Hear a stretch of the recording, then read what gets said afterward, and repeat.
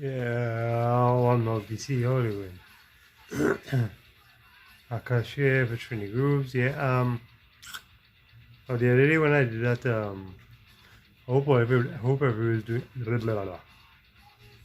Take two. Hey, VC Hollywood. Hope you're doing well, staying safe, you know. I haven't been watching as many videos as I should, or keeping up with the people I'm subscribed to. I know when I put out a video, they're not a select few, but it's, yeah, okay, yeah, it's select certain people that, channels that always check on my videos, always comments, and I apologize for not doing the same in return. I try to, but you know, life. Anyway, I mean, that's my excuse, but you know, I've been making my a conscientious effort. So anyway, the other day, no, coming up on a month now, May 22nd, which is a couple of days before after the 1 year anniversary of Steve Carlson and his big event in his life. It was my 3 year anniversary in VC. Time fly fast boy. I remember doing the video for my 2 year anniversary. Like wow, a whole year passed already. Anyway, but going back to, not going back, but continuing my anniversary thing. I mean, the date has passed already, and I don't think I want to do anything again. But I just want to ask a question. I know there are many people in the VC who play instruments, including myself. Should I pull out my instrument? My musical instrument. But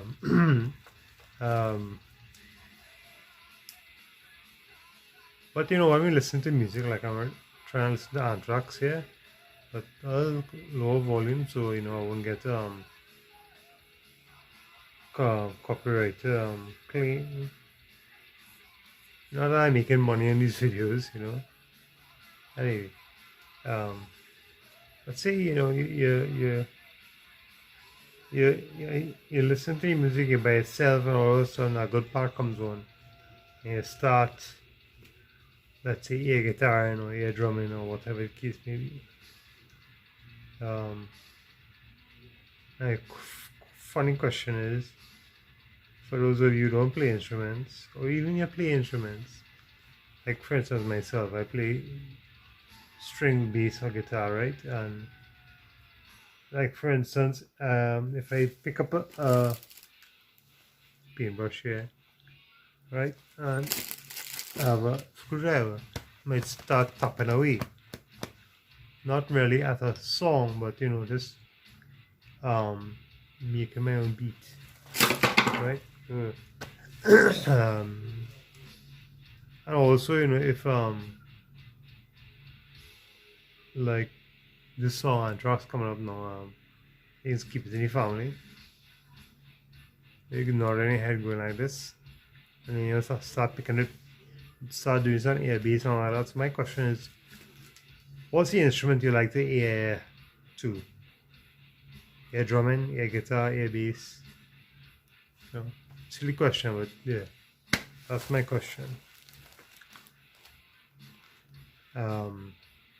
Everything is even a thread, it's just a question. You can answer any comments, or you could, you don't want to make a video, just answer any comments. So yeah, moving right along. Happy anniversary to me, yay! So anyway, the other day also I posted a video of my favorite band, which is Tool, how I got into them, and I think this changes from band to band, and especially how you feel based on at the time or what you want to listen to. And And now I did say in my last video I wanted Rush, right? So, moving pictures. But I think our favorite groups, we all have a set favorite group. Or not a set, but certain bands, their favorite, right? Or artists also. And depending on how they rank, it's all depends on what you want to listen to, right? So, Rush, the story of Rush. Start with this. This is moving pictures. 1980, 81. I first started listening to Rush. I remember there was an advertisement we had in Trinidad where they started up the what you call it, the synth path of Tom Sawyer. I remember that was the first thing I remember, and then of course Tom Sawyer being one of the most played Rush song ever, right? So that's the first thing I heard of Rush. And I have a cousin of mine, Avinash, hey boy.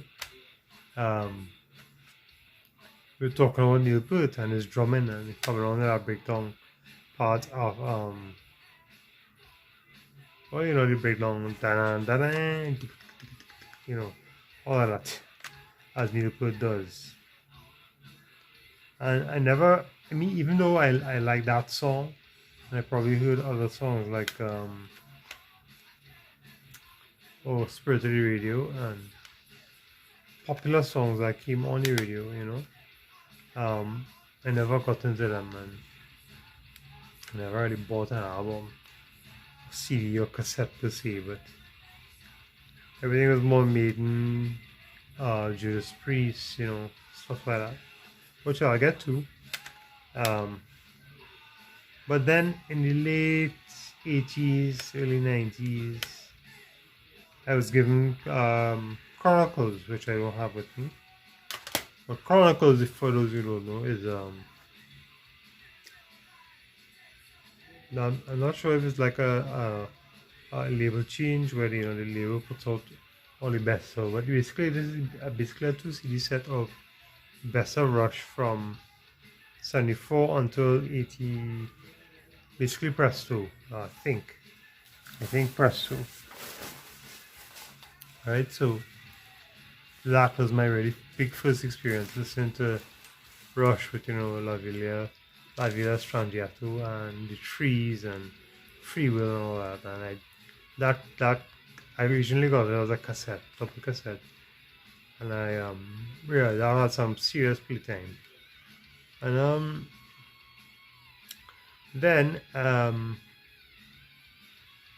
as most things have it, I went back, I did some work, electrical work, and you see, and this is the same way I bought my Sabbath doors and Beatles stuff, right? And you say, look, I sent out this Rush, you want any? I say, well, yeah. At that point, I never heard, apart from Chronicles, that was all I heard. And I wanted to get into more. I think this is like the late 90s, well late to the party, right? So I got a whole set from him, starting with Fly By Night, what's all the order, man? Filthy Kings, Hemispheres, Sick Urban Waves, all these things I got from him. Yeah, it's all the order, some missing. I remember I have Signals as well. I got all these, right, from him. And then I really began to listen to stuff like Anthem. It's excellent. Beneath, Behind, Between. Beneath, Between, Behind, Fly By Night, Rivendell. And that's when I started to read The Lord of the Rings and I say, wait, Rivendell? Really good stuff. And I think this is original CD from Mercury, it's plain print on the disc. So anyway, I got this and all exactly what I showed you, and then around the same time, someone lent me 2112, and I was blown away. Of course, the first side being a masterpiece, and then the other side, even though it's individual tracks, it's still it's still good. Funny enough, I don't own 2112. People screaming what? Um, um, but the first side, what? Train to Bang. What was the song, man? I'm a Rush fan, and I think it's very track list already.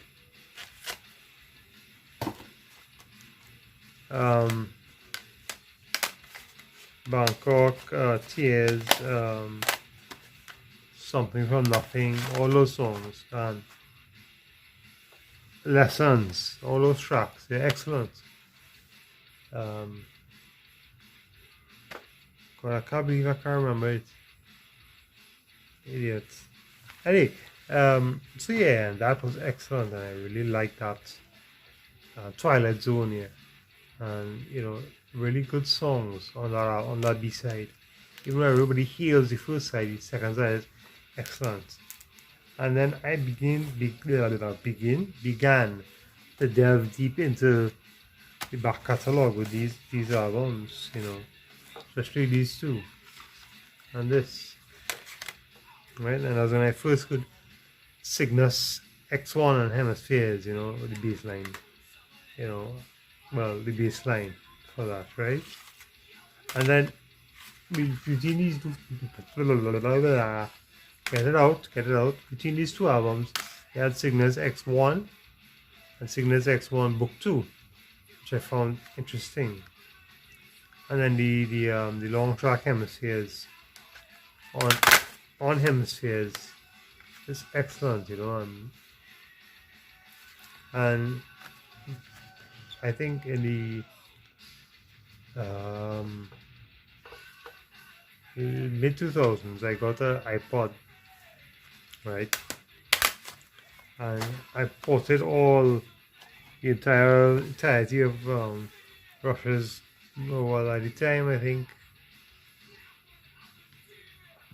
up to the 80s, up to Counterparts, and I ported all that up to the iPod, and when I used to work, I used to listen to it right through. Keep going, and that's how I learned the discography. They are a powerhouse of a band, even for the stream members, and I mean, everybody looks at Pert Geddy, and I think Lyson is a very underrated guitarist for what he does, back in the 70s, what he had to work around in the 80s with Geddy's keyboard and bring it back, in the 90s and the noughts, right? And then after I heard Rolling Bones with everybody thought Neil Peart was rapping, right? But it's actually Lyson, I think. And then after Rolling Bones came Counterparts, was an excellent album for me. And then Tessa Echo, and then you had a lull after this tragedy in Peart's family, Peart's life.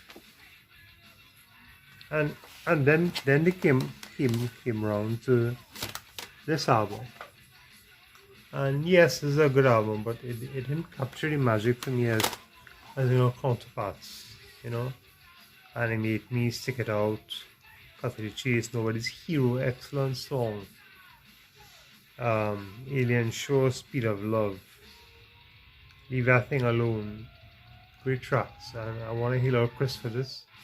Thank you, bro. And when I got into this, what year was this? This is 2000s. I know it's 2000s.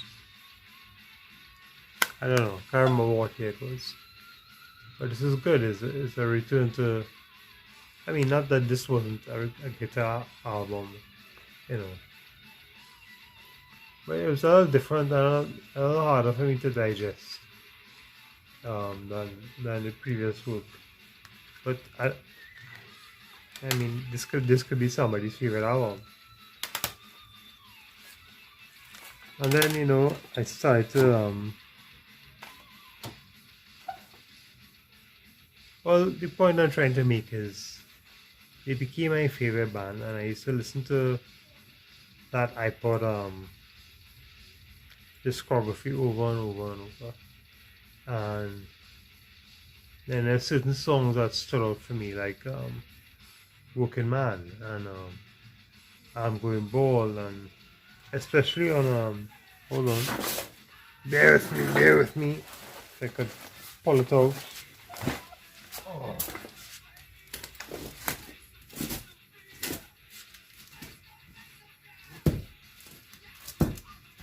Hold on, guys. Alright, so this archives. Now I already had this album because I bought it from the box set, but I wanted I wanted Caress of Steel on vinyl because honestly that's my favorite album from Rush. It's weird, but it is. So there's 3 albums together in it.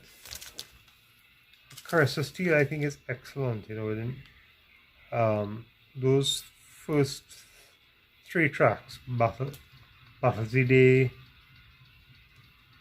gosh, I don't even know how to pronounce that. I think I'm Going Bald, which is excellent. Lakeside Park, The Necromancer, wow. And then of course but the second side I know is like all one big thing because I think the record label didn't like that, and this album didn't do so well. So basically the Fountain is the Fountain of Lament. It's the second side, and I really enjoy that as much as I like 21 Tours Suite. So yeah, so I really wanted to get this album, and Caress of Steel has been my favorite album by them since. Oh god.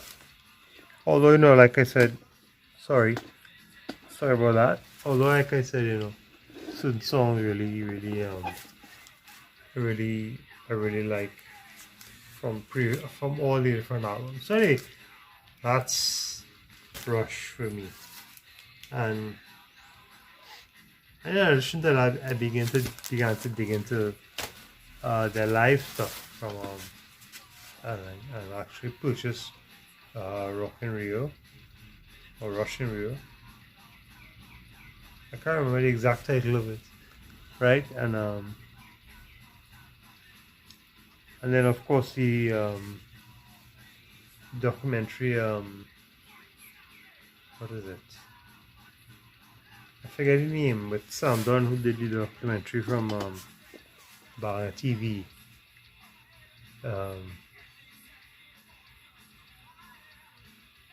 God, it escapes me. You type it down there, please. That and the Clockwork Angels tour and Time Machine tour and all those tours, and then of course the earlier stuff, Exit Stage Left, All It Was a Stage, A Show of Hands, all those live concerts, and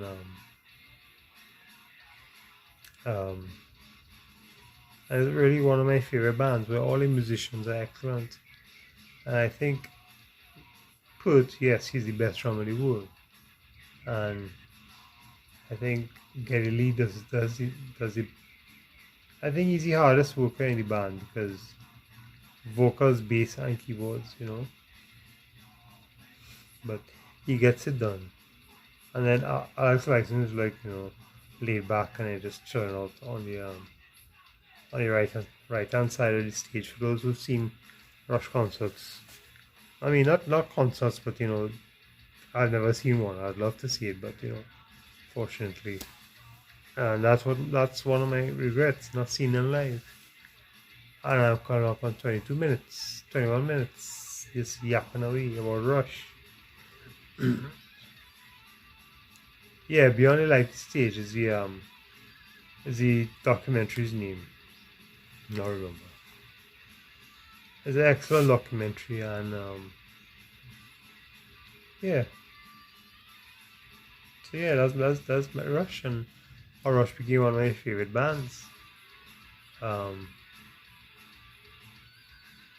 I'll get into other bands later on, but I think that's it. So yeah, that's my Rush video and my somewhat anniversary video after the fact. Oh god, I keep shifting this. Alright, I'm sorry, probably people left already by the time I jerk them around. It's like the Cloverfield movie, When I went to see that, I went to cinema when I get the first movie, right? I tried to sit down and watch it. After a while, I couldn't take the shaky camera.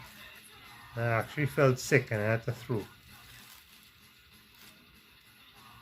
Yeah, don't ever do that. The best shaky cam, well, not shaky cam, but handheld cam. Well, not handheld like a steady cam, but you know what I mean.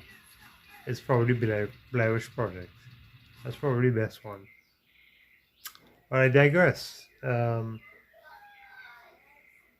yeah, favorite band, Rush. I think it's a favorite of many. Right? So I'll see you guys later. Y'all take care. And I want to shout out two guys. First off, my brother Pat at Muzikheah and Mr. G Scout. Sorry. Oh. I'm mixing it up with GRock and the Rock Scout. I'm sorry. Muzikheah, Pat, check his videos out. He has a broad range of music. Soul, R&B, neo soul, hip hop, metal, rock. Everything in between. And then Mr. GRock, he's hard rock, heavy metal, that kind of thing. Both gentlemen were point of view, or what you call it, first person camera. And the last video Muzikheah did, he actually came in front of the camera, which was excellent. Good to see your face, buddy. I did try the what's his, oh god, they showed the album. I can't remember the guy's name, but his last name was Pyramid, and I did like it. Contrast reggae I like. Of course, when I start cussing, I mean, that's kind of double standard because most things in metal, especially Tool, Animal, they cuss like hell. So that's hypocritical of me.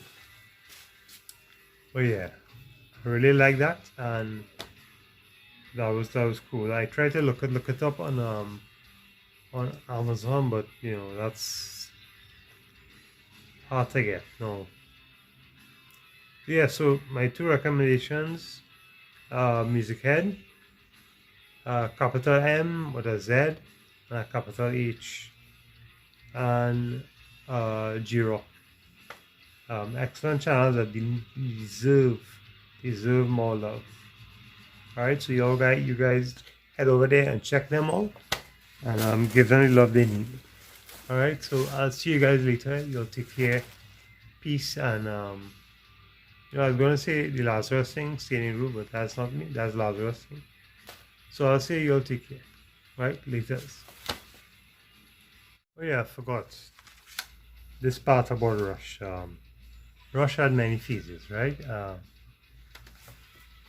Hold on, let me pause. So yeah, Rush had many phases.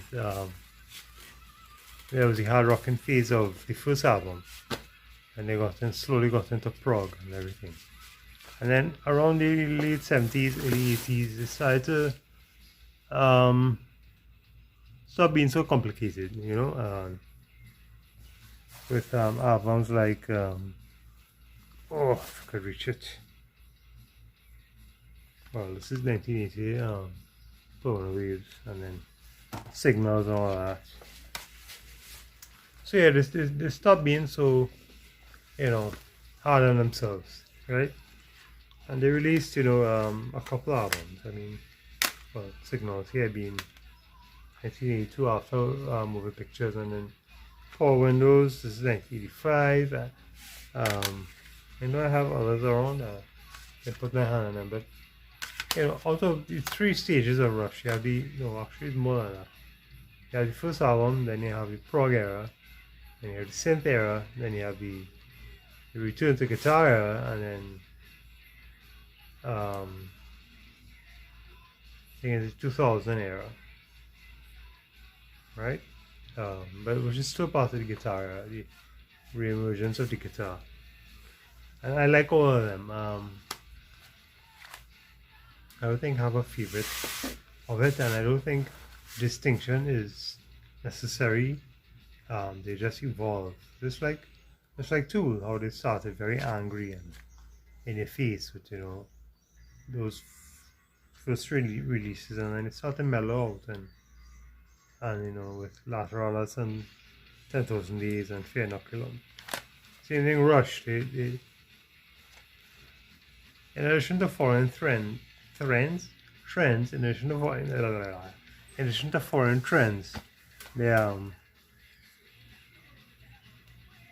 they still had strong songwriting. I mean, you have Digital Man, Chemistry, Analog Kid, Subdivisions, excellent song, right?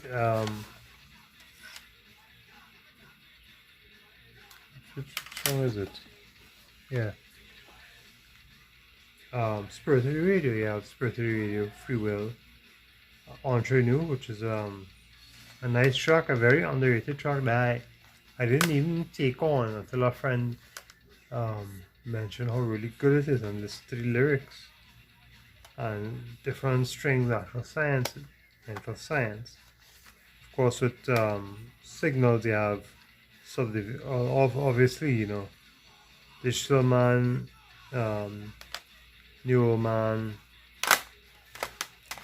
Power Windows, you have Big Money Man Project, Mystic Rhythms, and then I think it's Holy Fire or something. I apologize, even though it's one of my favorite bands. Songs like Red Bar Cheddar, even though it's popish, it's a song, it's the story behind the song, and eventually the person has with the car, and it so many great things about Rush, So yeah, that's my prologue about Rush. If you have not gotten into Rush, excellent band. Even if you dislike Geddy's vocals, for being so high. Yeah. The musicianship is what will draw you in and keep you coming for more. As well as the songwriting. The poet is an excellent songwriter. A very